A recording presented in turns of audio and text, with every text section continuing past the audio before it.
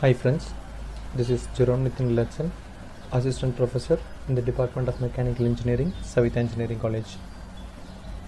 We will be seeing the subject Production of Automotive Components. Though this subject name seems to be very familiar, it is just the continuation of, or it is just the application of whatever the manufacturing processes you studied in Manufacturing Technology 1 and Manufacturing Technology 2. So, the prerequisite for this particular subject is manufacturing technology. Once if you know what is the process happening in the industry, the same process is going to happen for this production of automotive components also. So this is the picture which represents how the automotive components and accessories are assembled in a industry and it is represented as a sequence. So first the outer body part will be there, and then they'll fix it using the robots, and then they'll fix each and every part, and then finally they'll finish off with the paint in which color they want to, and then they'll take it out. So this is the process sequencing happening in the automotive components and accessories. So as I told you, once if you are very clear with the manufacturing processes, so this subject will be very easy. So here some of the traditional manufacturing processes are casting, forming, sheet metal processing, powder and ceramics processing, plastics processing, cutting, joining and surface treatment. So this is just an insight and we will be seeing each and everything one by one. Casting. So as you all know that casting, so what we'll be doing in a casting is, we'll take a mold and then we'll pour a liquid metal and then we'll allow it to solidify and then we'll remove and then the finished product will be there. Some of the key points are, it is versatile and the complex geometries and the internal cavities and hollow sections can be made easily. It is economical because the wastage is less and the cast parts have same properties along all directions, which is meant to be isotropic. So there are some of the casting processes. So it is given here. So it's sand casting. We have advantages like many metals, sizes, shapes, and it is cheap. Disadvantages, poor finish and tolerance, and examples are engine blocks and cylinder heads. Shell mold casting, it has better accuracy, finish, higher, and it has higher production rate. So the disadvantages, limited part size, connecting rods, gear housings. The expandable pattern, wide range of metals are used, sizes and shapes. The patterns have low strength, and the examples are cylinder heads and brake components. And plastic mold and ceramic molder, it has the complex shapes and the good surface finish. And the non-ferrous metals can be non-ferrous metals and low production rate are the main disadvantages, and the size is small. And prototypes of mechanical parts and impulse injection mold tooling. Investment casting, it has complex shapes can be made, excellent finish will get, and the disadvantages, small parts and it is expensive. Examples are jewelry. And then permanent mold casting, it has good surface finish, low porosity, high production rate. Disadvantages are costly mold, simpler shapes only, complex shapes we cannot able to do. And then die casting. So there are two types of die casting, pressure die casting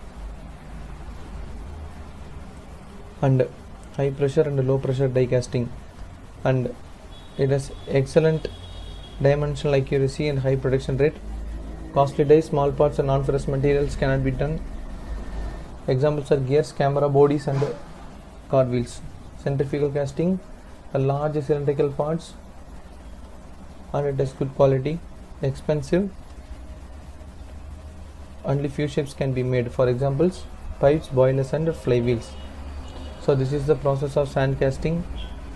So as you all know that sand casting, so the sand preparations, molding, and then what they will do, they will take the mold and then they will pour it, and then finally they will remove it, and then they will cool it, and then finishing process will be done, and then it is taken out for shipping. So this is the sand casting process sequence.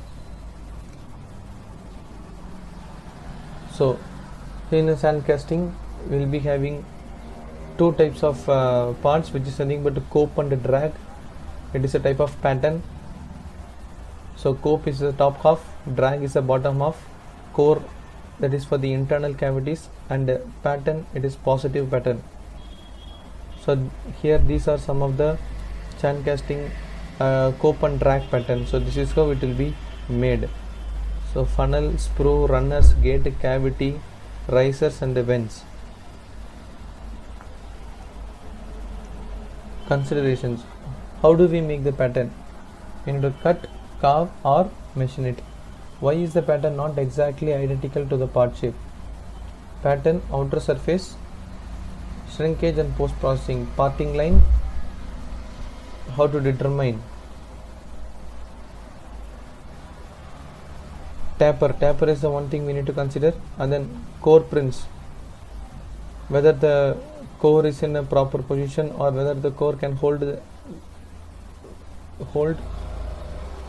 cut off and finishing is one of the main thing to consider. Second one is the shell mold casting. So in a shell mold casting, what it does is, it is a two-piece pattern and it ranges from 175 degrees to 370 degrees. It is coated with a lubricant, a silicone, a mixture of sand, thermoset resin, epoxy. It is not similar to the curing or baking. It removes patterns, and we pour a metal, solidify, and then break the shell, and the part it will be removed. So this is how it goes for shell mold casting. And this is the another type, which is nothing but expandable mold casting. So it is also called as styrofoam pattern, dipped in refractory slurry, and then it is allowed to dry. The sand is applied on the outer sides, which is called to be a support stand, and we will be pouring the liquid metal. The foam evaporates and metal fills the shell. The foam evaporates and the metal fills the shell, and then we will allow it to cool, and then it solidifies, and we break the shell, and the part it will be removed. This is called as expandable mold casting. And then plaster mold or ceramic mold casting. So plaster mold slurry, the plaster of Paris, CaSO4, talc is nothing but the powder that we use daily, and then silica flour. Ceramic mold slurry, silica powdered zircon. The slurry forms a shell over the pattern. So this is what the process which is happening. It will be happening. A slurry forms a shell over the pattern. It is allowed to dry in a low temperature oven, and then we'll remove the pattern. It is backed by clay in order to produce strength, and then it is baked in order to burn off the volatiles, and then the metal is casted. We'll break the mold, and then the part will be removed. So for the plaster mold we will be having good finish. And for the plaster, why we use plaster is, it has low conductivity, low warpage, residual stress,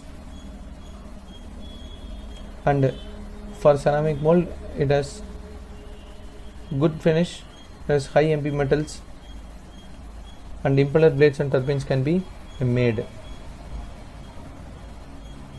Investment casting is one of the very important casting that we use it. So the first picture depicts the wax pattern, which is nothing but injection molding.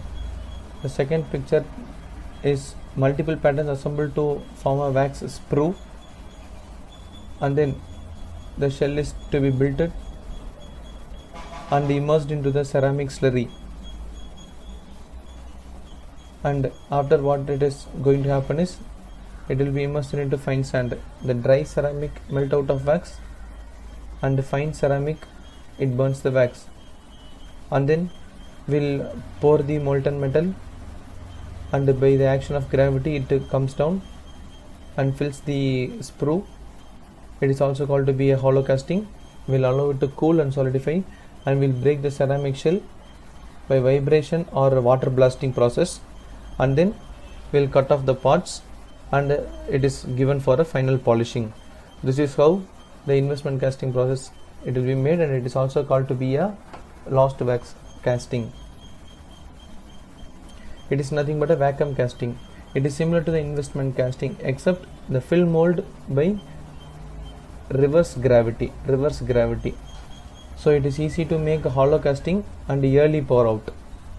So what we'll be doing, we'll be having an induction furnace and there will be a gate which will be available and there will be a mold, and then once when we introduce, we'll be having a vacuum. Because of the vacuum, the particular mold, it takes the molten metal and then it will be removed. So it is very essential for making hollow shapes.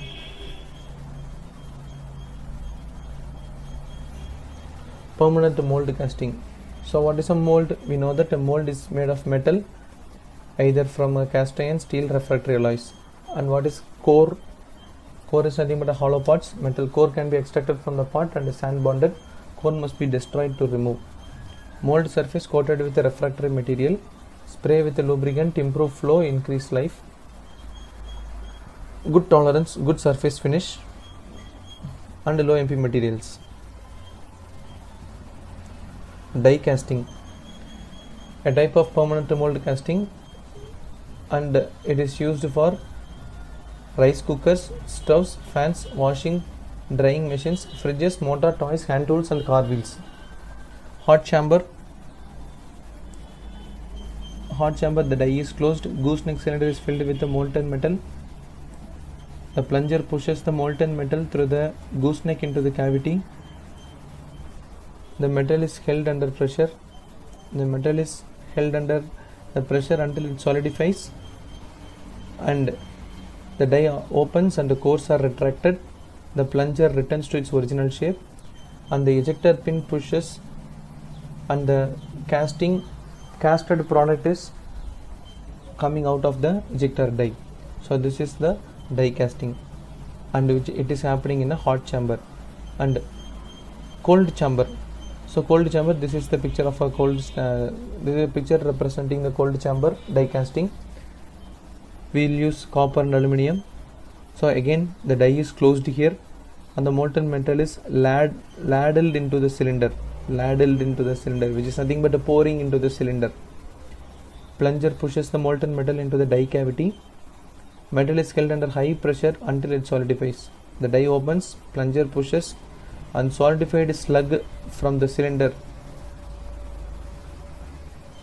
The core will be retracted, and the ejector pins which is presented here. It takes the casted part out of the ejector die. So this is what happening in a hot chamber die.